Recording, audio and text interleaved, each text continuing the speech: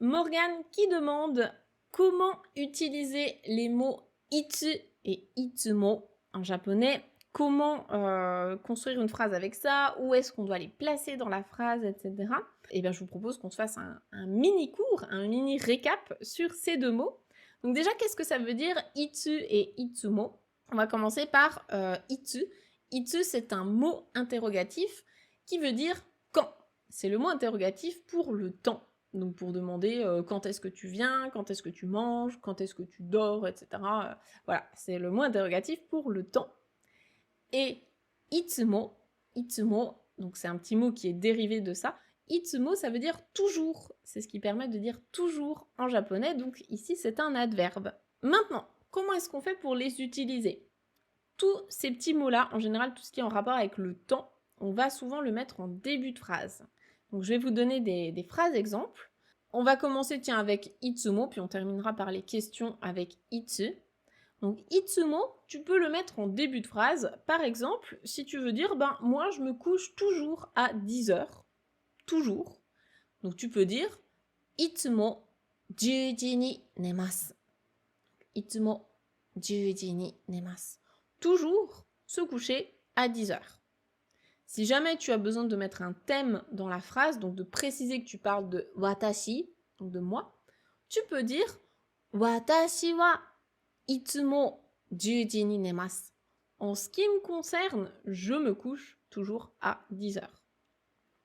En général, le thème, il va souvent en début de phrase, et après, tu peux rajouter le reste. Je te donne un deuxième exemple avec, pourquoi pas, cette fois, on va parler du petit déjeuner. Si tu veux dire que toi, le petit-déj, tu prends toujours du pain. Donc, le petit déjeuner, c'est tout le temps du pain. Tu peux dire tout simplement asagohan wa itsumo pan desu. Donc, asagohan wa itsumo pan desu. En ce qui concerne le petit-déj, c'est toujours du pain. Tout simplement. Je te donne un dernier exemple avec, cette fois, si on parle d'une personne, si tu veux me dire, lui, il est toujours en forme, il est toujours en pleine forme, tu peux me dire kare wa itsumo genki desu. Donc, en ce qui concerne lui, kare wa itsumo genki desu. Il est toujours en forme. Maintenant, je te donne cette fois 3 phrases exemples avec le mot interrogatif itsu. Donc là, comme c'est un mot interrogatif, forcément, ça va être des questions. On va poser des questions avec ça.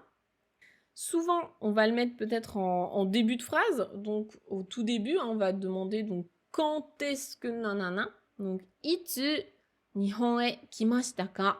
Quand est-ce que tu es venu au Japon? Encore une fois, si tu as besoin de préciser un thème dans ta phrase, tu vas le mettre au tout début.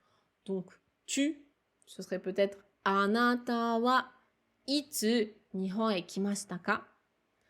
Encore une fois, faites juste attention, hein. Anata, c'est quand on ne connaît pas le nom de la personne. Si vous connaissez le nom de la personne, vous l'utilisez. Donc, si tu me demandes Sophie, quand est-ce que tu es venue au Japon?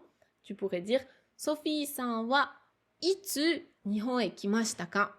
Donc, Sophie, quand est-ce que tu es venue au Japon? Deuxième exemple, si tu veux demander à quelqu'un, c'est quand ton anniversaire? Donc là, l'anniversaire, c'est le thème de la phrase.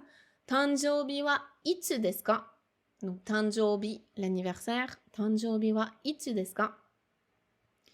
Et dernier exemple, ce sera déjà pas mal, je pense que tu auras compris. Hein. Itsu gohan o tabemashita ka? Quand est-ce que tu as mangé?